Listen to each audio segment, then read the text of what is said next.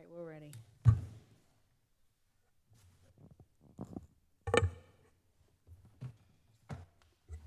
Good evening. Welcome to the Clark Township Planning Board meeting Thursday, August 7, 2025. In compliance with the Open Public Meetings Act, Chapter 231, PL 1975, adequate notice of this meeting has been provided by mailing the annual schedule of meetings to the Star Ledger, Union County Local Source, Union County Hawk, and Tappan to Clark, by posting such annual meeting schedule on the bulletin board in Town Hall reserved for such announcements, and by the proper filing of said notice with the Township Clerk.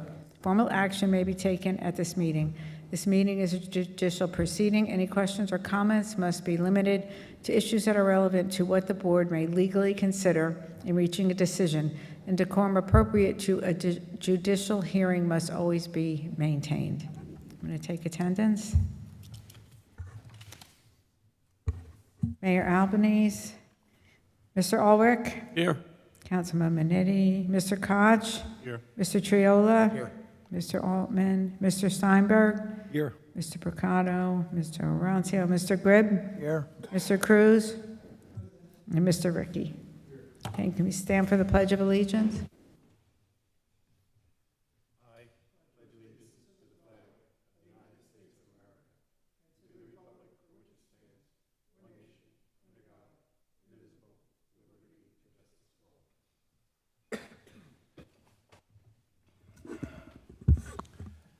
Has everyone had a chance to review the minutes of the July 10th meeting?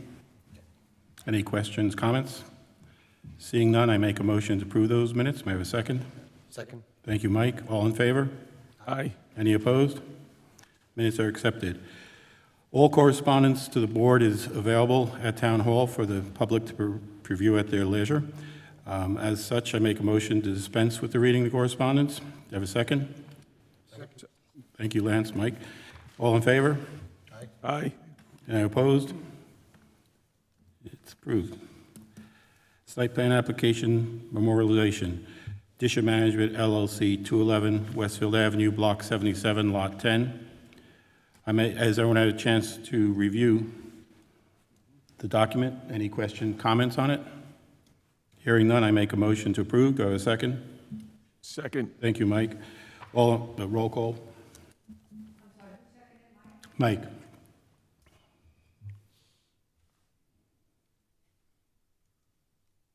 Mr. Ulrich, Yes. Mr. Koch, Yes. Mr. Triola, Yes. Mr. Steinberg, Yes. Mr. Gribb. Yes. Resolution, ordinance 25-25, master plan substantial consistency review. Do you want to give a little overview of that for us? Sure. Thank you, Mr. Chairman. The township adopted a redevelopment plan originally April 4th, 2019, that attempted to encourage revitalization of the former A&P property on Westfield Avenue. What's being proposed this evening is a revision, an amendment to that existing document that's dated July 14th, 2025. And as this board is aware, anytime an ordinance, redevelopment plan is a form of an ordinance, land use ordinance is proposed by the mayor and council, it is referred to this board for which commonly referred to as a consistency determination. And just to read quickly in this, summarize from the statute, it's section 4055D-26. It requires that the planning board shall make a report within 35 days, including any provision in the development regulation which are inconsistent with the master plan, and any recommendations concerning those inconsistencies, and any other matters that the board deems appropriate. So ultimately, at the end of when I provide some additional information to the board, we'll be looking to see for the board to make a finding on whether you agree with my opinion as to any inconsistencies with the master plan. The changes to the document largely consist of maybe just a summary change which discusses the inclusion, the main change is the inclusion of the bank property, which is located at, I should give you the address here. 1 second here, sorry. located at 56 Westfield Avenue, which adjoins the former A&P property on Westfield Avenue. You're going to say something? Yeah, I apologize for interrupting you, but the standard for what you're being asked to review tonight also is found in the local redevelopment and housing law, and that standard is found in NJSA 48:12A-7. D, and that says prior to the adoption of a redevelopment plan or revision or amendment thereto, the planning board shall transmit to the governing body within 45 days after referral a report containing the recommendation concerning the redevelopment plan. The report shall include and identify any provision in the proposed redevelopment plan which are inconsistent with the master plan and recommendations concerning these inconsistencies, any other matters that the board deems appropriate. So it's essentially the same standard, but Mr. Ricky relied upon the traditional municipal land use law verbiage and standard. This is from the redevelopment law, and that is what applies here because this is a redevelopment plan that has been referred to the planning board by the council for review. So Thank you. You caught me there. Well, in terms of the redevelopment plan, it includes the bank property as when that was reviewed, when the board recommended that the bank property that adjoins the former A&P property met the criteria, and this board recommended that it be deemed an area of redevelopment. So now, as part of the redevelopment plan, Block 105, Lot 1.01 at 56 Westfield Avenue would be included in the redevelopment plan. And the amendments to the redevelopment plan are, in addition to its inclusion, would result in increasing the allowable building coverage from 80 to 85%. The density would increase from 40 units per acre to 63 units per acre, and that would allow for 140 units, and 21 of those would be, a minimum of 21 of those would be affordable units. The plan also anticipates angled parking improvements within the Joseph Street and Broadway right-of-way that would assist in providing parking for the non-residential components of the redevelopment plan moving forward. So those are that's the crux of the changes, and we can maybe talk about that more in a moment. But in terms of the master plan, I looked at the master plan going back to 2003. It was that 2003 master plan that recommended the creation of a downtown village district. That's the district that runs along Westfield Avenue, essentially from the Rawway line to approximately the location of the CVS. And we talked about this recently in terms of the township's affordable housing plan, and I'll bring that up at the end. But the district was created in 2004. When the township re-examined its master plan in 2010, the master plan found that, and it recognized that little activity in the area occurred, and that the township should consider additional measures to spur new investment. In that time, and it stated this included an increase in density. In 2013, the master plan reexamination focused on the former U.S. Gypsum site, which is now Clark Commons. However, it did recommend the use of the redevelopment powers in the DTV district to encourage and to spark revitalization as needed by the township. And then in 2023, the 2023 master plan reexamination report recognized the existing redevelopment plan, coordinated and made it part of the municipal's master plan, and it recommended that the township continue to evaluate the use of redevelopment to promote the overall health and welfare and vitality of the community.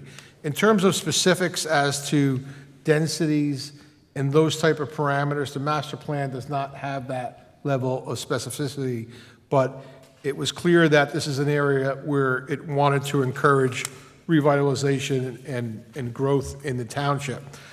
the 2025 housing plan, which is the township's Round 4 housing plan, which builds upon the township's Round 3 housing plan, anticipated a total of 101 affordable housing units in the DP district that I just described.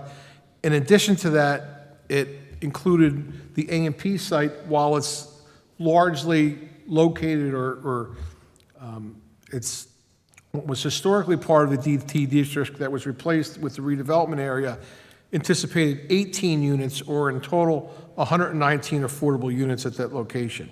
To date, the former approval that was not built at the A&P would have included 12 affordable housing units.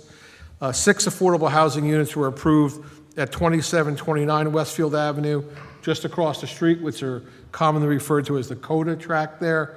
And then there's the potential for an additional 2 units at 175, 181 Westfield Ave, the office building that's owned by Prasad near the CVS, which totals approximately 20 units.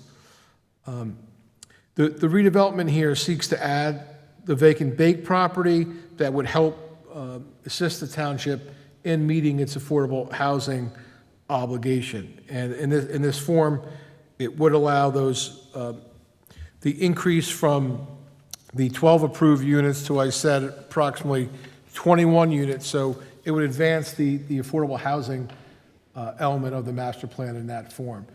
In my review of these documents, I found there to be no inconsistencies with the proposed amendments that the Township Council is seeking. If anything, I believe that the amendments would effectuate the master plan rather than be inconsistent with it. And that's my overall summary of my review.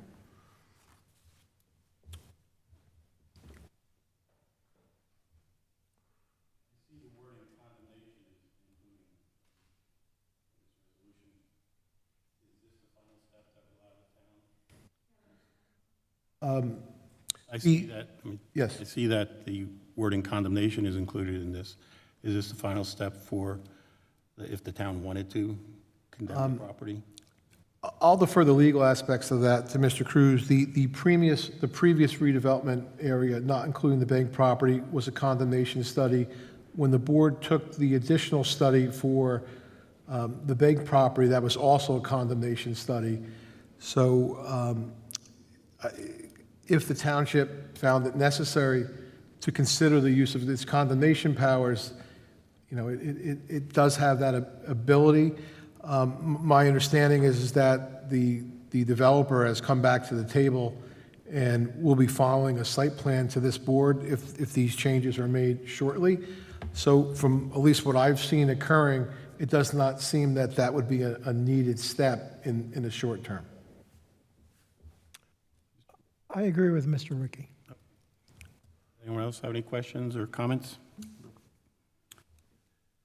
Seeing none, I make a motion to approve ordinance 2525 master plan substantial consistency review. Have a second? Second. Thank you, Lance. Well, roll call, please. Mr. Ulrich? Yes.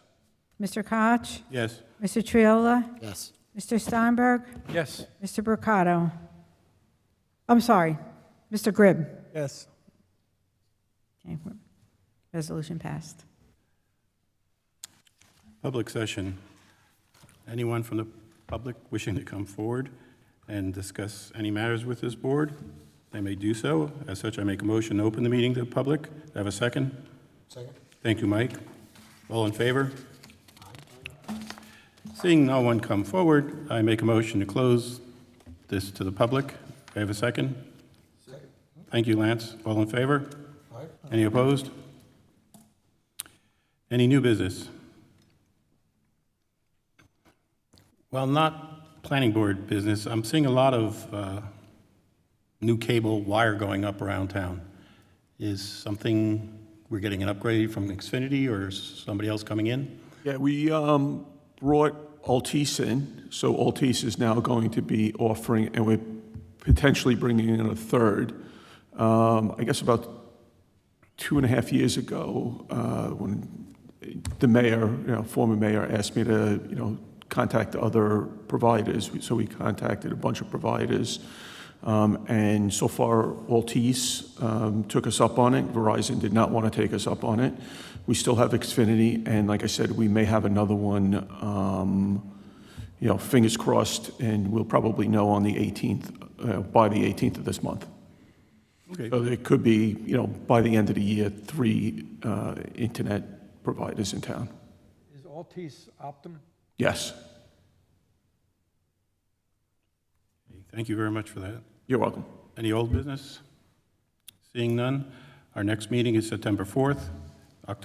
Next meetings are September 4th, October 2nd, November 6th. I make a motion to adjourn. Do I have a second? Second. Thank you, Mike. All in favor? Aye. Any opposed? Meeting adjourned.